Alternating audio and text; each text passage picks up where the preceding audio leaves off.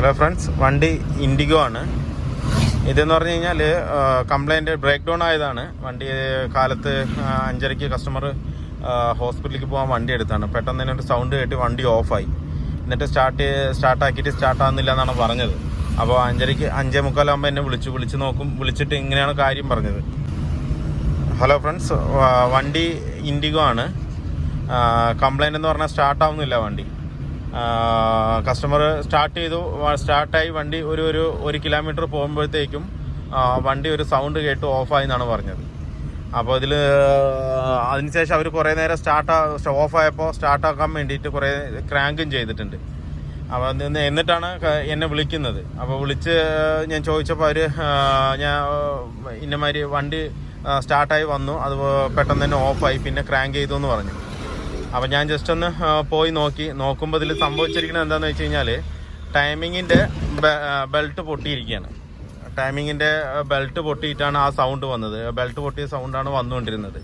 അതുമാത്രമല്ല, അതൊരു ക്രാങ്ക് ചെയ്തപ്പം ഇതിൻ്റെ ക്യാം വാൾവ് എന്തായാലും ബെൻഡായിട്ടുണ്ടാവും. ടൈം ബെൽറ്റ് എപ്പോഴും ഇങ്ങനെയുള്ള ഇൻഡിഗോ ഉള്ള വണ്ടികൾക്കൊക്കെ ടൈം ബെൽറ്റ് പൊട്ടിയിട്ടുണ്ടെന്നുണ്ടെങ്കിൽ അപ്പം തന്നെ അതോടെ വിടുക, പിന്നെ സ്റ്റാർട്ട് ചെയ്യാൻ നോക്കരുത്. എന്തെങ്കിലും ഒരു അബ്നോർമൽ സൗണ്ട് കേട്ടിട്ടാണ് വണ്ടി ഓഫ് ആകുന്നതെന്നുണ്ടെങ്കിൽ പിന്നെ അതിൽ കൂടുതൽ കളിക്കാൻ നിൽക്കരുത്. എന്താ വെച്ചാൽ സ്റ്റാർട്ട് ചെയ്യാൻ നിൽക്കരുത്. നമുക്ക് അങ്ങനെ വേണമെന്നുണ്ടെങ്കിൽ ടൈം ബെൽറ്റ് മാറിക്കഴിഞ്ഞാൽ വലിയ ബുദ്ധിമുട്ടില്ലാതെ വണ്ടി സ്റ്റാർട്ട് ചെയ്തെടുക്കാൻ പറ്റും. ഇതിപ്പോൾ എന്താണെന്ന് വെച്ച് കഴിഞ്ഞാൽ അവർ കുറേ നേരം ക്രാങ്ക് ചെയ്തതുകൊണ്ട് ക്യാമിൽ പോയിട്ട് അടിച്ചിട്ടുണ്ട്.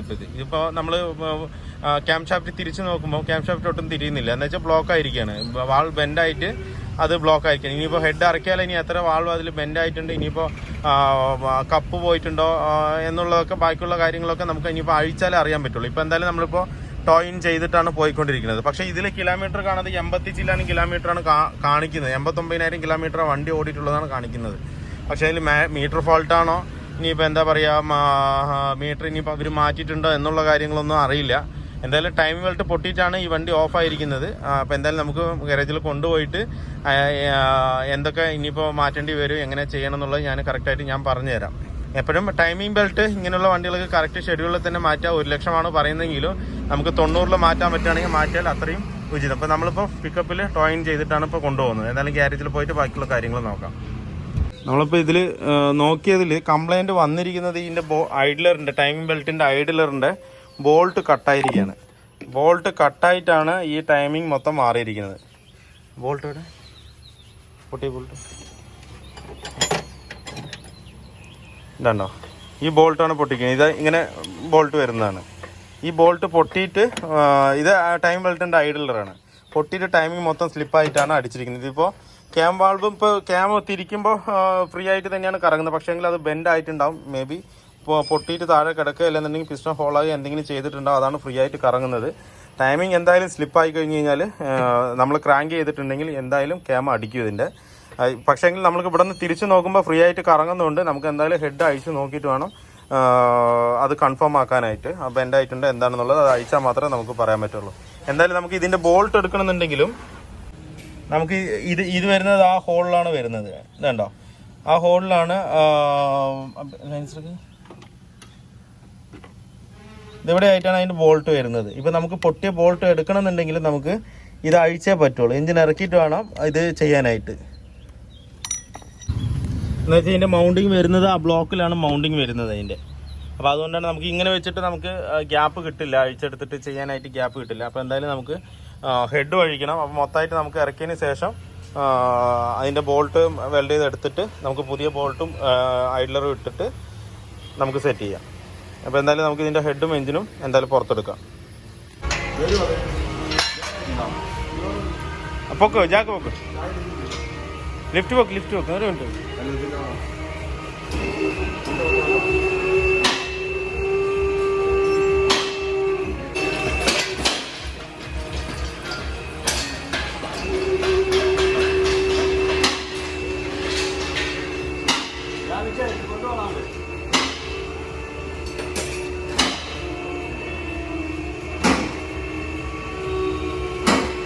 അപ്പോൾ നമ്മളിതിൻ്റെ എൻജിൻ ഫുള്ളായിട്ട് ഡൗൺ ചെയ്ത് വെച്ചിട്ടുണ്ട്.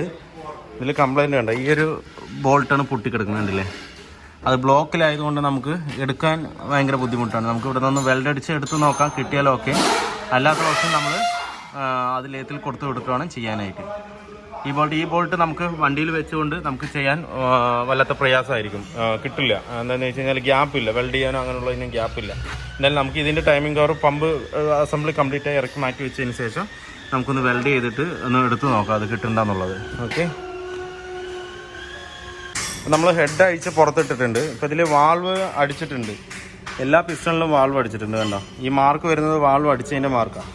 1, 2, പിന്നെ അതുപോലെ ഇതിൽ എല്ലാ സിലിണ്ടറിലും വാൾവ് അടിച്ചിട്ടുണ്ട്. ഇപ്പോൾ നമുക്ക് എല്ലാ വാൾവും മാറ്റേണ്ടതായിട്ടുണ്ട്. ഇനി നമുക്ക് ഇതൊന്ന് ടോപ്പ് വെച്ചിട്ട് കറക്റ്റാണോ നോക്കണം. കണക്റ്റിനോട് ബെൻഡ് എന്തെങ്കിലും ആയിട്ടുണ്ടോ എന്നുള്ളതും ഒന്ന് നോക്കണം. ടോപ്പ് പൊസിഷനിൽ വെച്ച് കഴിഞ്ഞാൽ കറക്റ്റ് അറിയാൻ പറ്റും. ഇത് കറക്റ്റ് ടോപ്പ് മട്ടത്തിൽ വന്ന് നിൽക്കണം. അതുപോലെ ഹെഡിൽ ഇത് വേണ്ട, ഇതാണ് ഇപ്പോൾ അടിച്ചത്. അതിന് ഉള്ളിൽ ബെൻഡായിട്ടുണ്ടോ എന്നുള്ളത് നമുക്ക് അഴിച്ചാൽ മാത്രമേ ഇതിനകത്ത് അറിയാൻ പറ്റുള്ളൂ. എന്നാലും നമുക്ക് ഇത് ലേത്തിലേക്ക് കൊടുത്തു തരാം ഹെഡ് വർക്ക് ചെയ്യുന്നതിൻ്റെ അടുത്ത്. പിന്നെ വേറെ ഫേസിങ്ങിനൊന്നും കുഴപ്പമില്ല. നമുക്കൊന്ന് എമരിയിട്ടിട്ടോ അല്ലാന്നുണ്ടെങ്കിൽ ഒരു സിംഗിളായിട്ടൊന്ന് ഫേസ് ചെയ്തെടുത്താൽ നമുക്ക് കയറ്റാവുന്നുള്ളത്. ഹെഡ് ഗ്യാസ്കറ്റ് മാറിയിട്ട് നമ്മളിപ്പോൾ ഇതിൻ്റെ ഹെഡ് മൊത്തം ഫേസ് ചെയ്തിട്ടുണ്ട്. അതുപോലെ തന്നെ വാൾവുകൾ കംപ്ലീറ്റും ഇതിനകത്ത് മാറിയിട്ടുണ്ട്. എന്ന് വെച്ചാൽ എല്ലാ വാൾവും തന്നെ ഇടിച്ചിട്ട് ബെൻഡായിട്ടുണ്ട്. അപ്പോൾ നമ്മൾ വാൾവ് കംപ്ലീറ്റ് മാറി അത് സീറ്റ് ചെയ്തിട്ട് ഒരു ഹെഡിൻ്റെ ഭാഗം നല്ലോണം ഫേസ് ചെയ്തിട്ടുണ്ട്. അതുപോലെ തന്നെ നമ്മൾ ബ്ലോക്കിൽ നല്ലോണം എമരി ഇട്ടിട്ട് നമ്മൾ ക്ലീൻ ചെയ്തെടുത്തിട്ടുണ്ട് പക്കയായിട്ട് തന്നെ, വേറെ ബുദ്ധിമുട്ടില്ല. ഇനിയിപ്പോൾ ഹെഡ് ഗ്യാസ്കറ്റ് ഫിറ്റ് ചെയ്തിട്ട് നമുക്കിതിനകത്ത് ഹെഡ് കയറ്റാം. അത് ഹെഡ് ഗ്യാസ്കറ്റ് നമ്മൾ എടുത്തിരിക്കുന്നത് ടെൽക്കോടെ തന്നെയാണ്, ഒറിജിനൽ ഹെഡ് ഗ്യാസ്കറ്റ് തന്നെയാണ് എടുത്തിരിക്കുന്നത്. ഇതിന് ഏകദേശം 1000 രൂപ വില വരുന്നുണ്ട്. ഇത് ടെർബോയ്ക്ക് ഹെഡ് ഗ്യാസ്കറ്റ് വ്യത്യാസം വരും. ഇതുപോലെ മെറ്റൽ ടൈപ്പാണ് വരുന്നത്. സാധാ ഇൻഡിക്ക ആണെന്നുണ്ടെങ്കിൽ പേപ്പർ ടൈപ്പായിരുന്നു. അപ്പോൾ നമുക്ക് ഇതിലേക്ക് ഈ മെറ്റൽ ടൈപ്പിൽ തന്നെ ഇതിനകത്ത് കയറ്റണം. എന്തായാലും അപ്പോൾ നമുക്ക് ഇത് ബ്ലോക്കിനകത്ത് കയറ്റാം. നമ്മുടെ എഞ്ചിൻ്റെ വർക്ക് ഫുള്ള് കംപ്ലീറ്റ് ആയിട്ടുണ്ട്. ഇതിലിപ്പോൾ നമ്മൾ ബ്ലോക്കൊന്നും ചെയ്തിട്ടില്ല, ഹെഡ് മാത്രമേ ചെയ്തിട്ടുള്ളൂ. ഇപ്പോൾ എല്ലാ ഫിക്സിങ്ങും കഴിഞ്ഞിട്ടുണ്ട്. ഇനിയിപ്പോൾ നമുക്ക് ഇതൊന്ന് വണ്ടിക്കകത്ത് ഫിക്സ് ചെയ്യാം. നമ്മുടെ ഇൻഡിക്കയുടെ വർക്ക് ഫുള്ളി കംപ്ലീറ്റ് ആയിട്ടുണ്ട്. ഇപ്പോൾ യാതൊരുവിധ ബുദ്ധിമുട്ടില്ല. സ്റ്റാർട്ടിങ്ങിലിട്ടു, അതുപോലെ തന്നെ ഏകദേശം ഒരു 3 മണിക്കൂറോളം റണ്ണിങ്ങിനിട്ടു. വലിയ ലീക്കൊന്നുമില്ല. ചെറിയൊരു കൂളൻ്റെ ലീക്ക് ഉണ്ടായിരുന്നു ബാക്കിൽ. എന്താ വെച്ച് കഴിഞ്ഞാൽ ഈ ഹീറ്റർ കോറിലേക്ക് പോകുന്ന ലൈൻ ഇപ്പോൾ നമ്മൾ ത്രൂ ചെയ്ത് വിട്ടിരിക്കുകയാണ്. ആ ലൈനിലായിരുന്നു ലീക്ക് ഉണ്ടായിരുന്നത്, അത് അറസ്റ്റ് ചെയ്തിട്ടുണ്ട്. അതുപോലെ എപ്പോഴും നമ്മളൊരു 2-3 മണിക്കൂർ റണ്ണിങ്ങിൽ ഇട്ടാലേ എന്തെങ്കിലും ഒരു ലീക്ക് ഉണ്ടെങ്കിൽ നമുക്ക് അറിയാൻ പറ്റുള്ളൂ. അതുപോലെ തന്നെ പവർ സ്റ്റിയറിങ്ങിൻ്റെ പൈപ്പിൻ്റെ അവിടെ നിന്ന് നമ്മൾ റാക്കിൽ സെറ്റ് ചെയ്തോടെ ചെറിയൊരു ലീക്ക് ഉണ്ടായിരുന്നു, അത് നമ്മൾ അറസ്റ്റ് ചെയ്തിട്ടുണ്ട്. അപ്പോൾ എപ്പോഴും നമ്മൾ ഹെഡ് അതുപോലെ എഞ്ചിൻ പണികൾ ചെയ്ത് കഴിഞ്ഞാൽ ഏകദേശം 4 മണിക്കൂർ, മിനിമം 4 മണിക്കൂറെങ്കിലും റണ്ണിങ്ങിലിടണം. അല്ലാത്ത പക്ഷം ഒരു ദിവസം ഫുള്ളായിട്ട് റണ്ണിങ്ങിലിട്ടിട്ട് വേണം കൊടുക്കാനായിട്ട്. അല്ലാന്നുണ്ടെങ്കിൽ ഇതുപോലുള്ള ചെറിയ ബുദ്ധിമുട്ടുകൾ ഉണ്ടാകാൻ സാധ്യത. എന്താ വെച്ചാൽ ബുദ്ധിമുട്ടെന്ന് പറഞ്ഞു കഴിഞ്ഞാൽ ലീക്കുകൾ വന്നിട്ടുണ്ടെങ്കിൽ അവരും കസ്റ്റമർ ശ്രദ്ധിക്കില്ല, വണ്ടി അവർ ഓടിച്ചുകൊണ്ടിരിക്കും. പിന്നെ അത് ചെയ്ത വർക്ക് വീണ്ടും റിപ്പീറ്റ് ചെയ്യേണ്ടി വരും. അപ്പോൾ നമ്മളിപ്പോൾ ഒരു 4 മണിക്കൂർ റണ്ണിങ്ങിൽ ഇട്ടിട്ടുണ്ട്. യാതൊരുവിധ ബുദ്ധിമുട്ടുള്ള പ്രയാസങ്ങളൊന്നുമില്ല. വണ്ടി ഓക്കെയാണ്. ഇപ്പം കംപ്ലയിൻറ്റ് ഉണ്ടായിരുന്നത് ഞാൻ നേരത്തെ പറഞ്ഞ പോലെ തന്നെ ടൈം ബെൽറ്റിൻ്റെ ഐഡ്ലർ പൊട്ടി ബെൽറ്റ് തന്നിയിട്ട് വാൾവിൽ അടിച്ചിരിക്കുകയായിരുന്നു കംപ്ലയിൻറ്റ്. അപ്പോൾ നമ്മൾ കംപ്ലീറ്റ് വാൾവ് ഇതിനകത്ത് മാറി സെറ്റ് ചെയ്തിട്ടുണ്ട്. ടെസ്റ്റ് ഡ്രൈവ് ഒരു 5 കിലോമീറ്റർ 6 കിലോമീറ്റർ നമ്മൾ ടെസ്റ്റ് ഡ്രൈവ് നോക്കി, വലിയ ബുദ്ധിമുട്ടൊന്നുമില്ല. പുള്ളിങ് എല്ലാം ഉണ്ട്, കറക്റ്റ് ഐഡിൽ RPM കാര്യങ്ങളെല്ലാം കറക്റ്റ് സെറ്റാണ്. അപ്പോൾ വീഡിയോ എല്ലാവർക്കും ഇഷ്ടമായിരുന്നു. ലൈക്ക് ചെയ്യുക, ഷെയർ ചെയ്യുക, അതുപോലെ തന്നെ സബ്സ്ക്രൈബ് ചെയ്യുക. സബ്സ്ക്രൈബ് ചെയ്യാതെയാണ് വീഡിയോ കാണുന്നതെങ്കിൽ ഒന്ന് സബ്സ്ക്രൈബ് ചെയ്ത് സപ്പോർട്ട് ചെയ്യുക. മറ്റൊരു വീഡിയോയിലേക്ക് കാണുന്നവരെല്ലാവർക്കും ബൈ.